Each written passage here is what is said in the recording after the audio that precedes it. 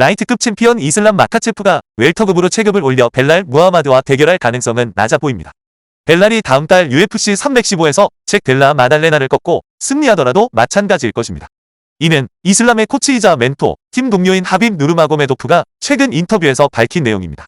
이 부분에 대해 좀 더 자세히 살펴보겠습니다. 우선 이 상황이 이슬람의 향후 커리어에 어떤 의미를 가지는지 생각해 볼 필요가 있습니다. 하빕에 따르면 벨랄이 웰터급 챔피언 자리에 있다면 이슬람은 체급을 올리지 않을 것입니다. 두 사람은 챔피언 벨트 때문에 서로의 관계를 깨고 싶어 하지 않습니다. 이슬람은 웰터급에서 싸우고 싶어 하지만 벨랄이 챔피언이고 두 사람이 매우 가까운 사이이기 때문에 웰터급으로 올라가지 않을 것입니다. 하빕은 우리는 벨트 때문에 관계를 망치지 않습니다. 우리는 그런 사람이 아닙니다. 그런 말을 하는 사람들은 우리가 어떻게 살아가는지 모르는 겁니다. 우리는 세상을 다른 방식으로 바라봅니다. 라고 말했습니다. 하빕은 진심으로 벨랄의 승리를 응원한다고 덧붙였습니다. 지난 영상에서 이슬람이 웰터급으로 체급을 올리고 싶어 한다는 이야기를 다룬 적이 있습니다. 하지만 두 사람이 서로 싸우게 될 것이라고는 예상하지 못했습니다. 두 사람은 오랫동안 함께 훈련했고 같은 무슬림으로서 서로 깊은 유대감을 가지고 있기 때문입니다. 결국 두 사람이 경쟁하는 그림은 상상하기 어려웠습니다. 결론적으로 이슬람은 특정한 상황이 아니라면 웰터급으로 체급을 올리지 않을 가능성이 높습니다. 하빕의 발언은 이슬람 본인의 의사와 같습니다. 하빕은 오랫동안 이슬람을 지도해왔고 은퇴 후에는 사실상 이슬람에게 자신의 역할을 물려주었기 때문입니다. 하빕은 이슬람의 커리어에 지대한 영향을 미치고 있습니다. 다음 달 경기를 앞두고 벨랄 무하마드가 승리할 가능성이 높아 보입니다. 잭 델라 마달레나에게는 쉽지 않은 도전이 될 것입니다. 벨랄 무하마드를 꺾는 것은 매우 어려운 일입니다. 잭 델라 마달레나가 승리할 수 있는 유일한 방법은 KO 승뿐일 것입니다. 벨랄은 나이가 많지만 쉽게 무너지지 않습니다. 그를 KO시킨 선수는 비센테 루케 단 한 명뿐입니다. 벨랄은 꾸준히 경기에 출전하며 활동량을 유지하는 반면 잭은 부상에서 회복한 후 오랜만에 경기에 나서는 상황입니다. 전반적으로 벨랄 무하마드의 승리 가능성이 높다고 예상됩니다. 만약 벨랄이 승리한다면 이슬람 마카체프의 계획에 차질이 생길 수도 있습니다. 그런데 하빕 누르마고메도프의 또 다른 발언이 상황을 흥미롭게 만들었습니다. 하빕은 이슬람 마카체프의 다음 상대로 거론되던 선수 중 한 명의 가능성을 낮게 평가했습니다. 하빕은 만약 이슬람 마카체프가 일리아 토프리아를 꺾었는데 토프리아가 이후 다른 경기에서 패배한다면 사람들은 이슬람이 라이트급에서 별 볼 일 없는 선수를 이겼다고 평가할 수도 있다고 말했습니다. 이슬람의 업적을 생각했을 때 그런 평가는 큰 의미가 없을 것입니다. 이슬람은 선수로서 남은 시간이 많지 않습니다. 곧 34살이 됩니다. 그는 디에고 로페스나 알렉산더 볼카노프스키처럼 이미 붙었던 선수 또는 마테우스 감노처럼 갑작스럽게 경기에 나서는 선수들과의 대결에는 큰 관심을 보이지 않습니다. 이슬람은 라이트급에서 자신의 입지를 확고히 하고 오랫동안 경쟁해온 인지도 높은 강자와의 대결을 원합니다. 체급을 올려 도전하려면 먼저 그럴 자격을 증명해야 합니다. 일리아 토프리아는 이슬람에게 도전하기 전에 다른 강자와 먼저 실력을 겨뤄야 한다고 생각합니다. 하지만 밀리아는 알렉산더 볼카노프스키와 맥스 할로웨이를 모두 KO시켰습니다. 그것도 다른 누구도 해내지 못한 방법으로 말이죠. 그렇기 때문에 일리아의 주장을 어느 정도 이해할 수 있습니다. 일리아 토프리아를 라이트급에서 별 볼 일 없는 선수라고 폄하하는 것은 다소 불공평할 수 있습니다. 그는 패더급 역대 최고의 선수로 꼽히는 두 명을 꺾었기 때문에 이미 상당한 수준에 오른 선수라고 볼 수 있습니다.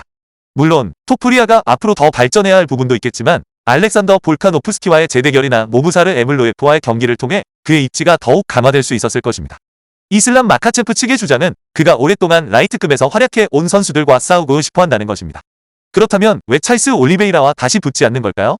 벌써부터 댓글에서 어떤 반응이 나올지 예상됩니다. 이슬람이 이미 올리베이라를 압도했으니 재대결할 가치도 없어. 하지만 현실적으로 생각해 봅시다. 올리베이라는 전 챔피언이고 벨트를 방어한 경험도 있으며 라이트급 최정상급 선수들을 꺾어왔습니다.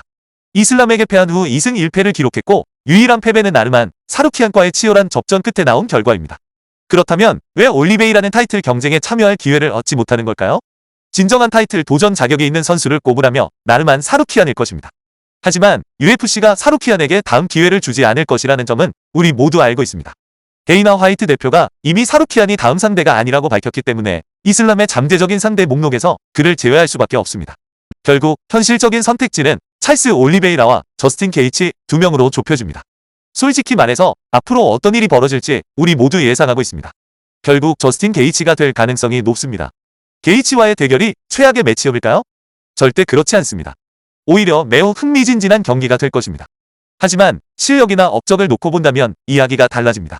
이슬람의 매니저가 게이치와의 경기 가능성을 암시하는 게시글을 올린 것을 보면 다음 경기는 게이치와의 대결로 거의 확정된 것 같습니다. 제 예상은 다음과 같습니다. 벨랄 무하마드가 잭 델라 마달레나를 꺾고 이슬람 마카체프는 저스틴 게이치와 맞붙게 될 것 같습니다. 이 경기는 마치 몇 년 전 하빕 누르마고메도프와 저스틴 게이치의 경기처럼 흘러갈 가능성이 높다고 생각합니다. 게이치에게는 타이틀 도전 기회를 줄 자격이 충분하다고 봅니다. 작년 BMF 타이틀전에서 맥스 할로웨이에게 패하며 다소 어려운 상황에 놓였습니다.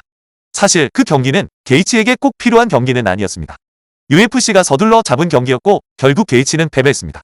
따라서 이번 타이틀전은 게이치에게 명예회복의 기회가 될 수 있습니다. 하지만 일부 팬들은 실망할 수도 있습니다. 게이치 대 이슬람 경기가 재미없어서가 아니라 팬들이 더 보고 싶어하는 다른 매치업이 있기 때문입니다. 팬들에게 어떤 경기를 더 보고 싶은지 설문조사를 한다면 아마 대부분이 이슬람 마카체프 대 일리아 토푸리아 경기를 선택할 것입니다. 제 생각에는 앞으로 이렇게 전개될 것 같습니다. 게이치 대 이슬람, 토푸리아 대 찰스 올리베이라 경기가 펼쳐지고 벨랄 무하마드는 샤브캇 라흐모노프와 싸우거나 아니면 션 브레디와 재대결을 하게 될 것입니다.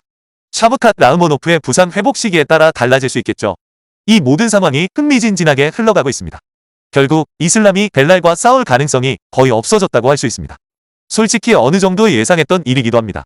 게이치는 나이가 어느 정도 있는 베테랑이고 냉정하게 따져봤을 때 진정으로 타이틀 도전 자격이 있을까요? 어느 정도는 그렇다고 할 수 있습니다. 앞서 언급했듯이 UFC 300에서 갑작스럽게 맥스 할로웨이와 맞붙게 된 상황이 게이치에게는 큰 혼란을 안겨주었습니다. 굳이 그 경기를 할 필요는 없었지만 UFC는 흥행을 위한 이벤트가 필요했고 할로웨이가 출전 가능했고 게이치가 그 제안을 받아들였습니다. 하지만 실질적인 가치를 따져보면 어떨까요? 게이치는 이미 승리한 적이 있는 선수들을 상대로 승리했을 뿐입니다. 정말 타이틀 도전권을 얻기에 충분한 선거일까요? 제 생각에는 실력만을 놓고 봤을 때 찰스 올리베이라가 더 자격이 있다고 봅니다. 그는 전 챔피언이고 이슬람에게 패배한 이후에도 꾸준히 승리를 거두었습니다. 베네일 다리우시를 꺾었고 마이클 챈들러를 상대로 거둔 승리, 여전히 이 두 번의 확실한 승리를 기록하고 있습니다. 이 정도의 성과만으로는 또 다른 타이틀 도전권을 얻기에 부족한 것일까요? 그리고 팬들 사이에는 묘한 분위기가 감돌고 있습니다. 어떤 사람들은 이슬람이 챔피언이라는 이유만으로 올리베이라가 다시 타이틀 도전권을 가져서는 안 된다고 주장합니다. 터무니없는 생각입니다. 첫 경기에서 패배했지만 그렇다고 해서 재대결이 치열하지 않을 것이라는 보장은 없습니다. 솔직히 말해서 올리베이라가 재대결에서 이슬람을 이길 것이라고 예상하지는 않습니다. 하지만 첫 경기보다는 훨씬 더 치열한 접전이 될 것이라고 생각합니다. 객관적으로 봤을 때 올리베이라는 게이치보다 약간 더 유리한 위치에 있다고 볼 수 있습니다. 왜냐하면 그는 이미 게이치를 꺾은 경험이 있기 때문입니다. 그리고 올리베이라가 전 챔피언이었다는 사실을 잊어서는 안 됩니다. 이 점이 중요하게 작용할 것입니다. 이 모든 상황에는 많은 정치적인 요소가 개입되어 있다고 생각합니다. 이 선수들의 매니지먼트를 누가 담당하느냐가 중요한 변수가 될 수 있습니다. 게이치와 이슬람은 모두 같은 매니지먼트 소속이고 그것이 이번 결정에 분명히 영향을 미치고 있다는 것을 우리 모두 알고 있습니다. 개인적으로는 찰스 올리베이라에게 다시 한번 기회를 주는 것이 더 좋다고 생각합니다. 올리베이라가 게이치보다 아주 조금 더 나은 선수라고 생각하기 때문입니다. 지금 당장의 상황만 놓고 본다면 올리베이라가 게이치보다 타이틀 도전권을 받을 자격이 더 충분하다고 생각합니다. 특히 게이치가 마지막으로 승리한 상대가 이미 한 번 이긴 적이 있는 선수였다는 점을 고려하면 더욱 그렇습니다. 물론 게이치의 잘못은 아닙니다. 원래는 댄 후커와 싸울 예정이었지만 이 스포츠에서는 예상치 못한 변수가 발생하기 마련입니다. 솔직히 말해서 이슬람 마카체프 대 일리아 토푸리아 경기가 존 존스 대 톰 아스피날 경기를 제외하면 현재 UFC에서 가장 큰 흥행을 보장할 수 있는 경기라고 생각합니다. 사람들이 어떤 생각을 하는지는 이해합니다.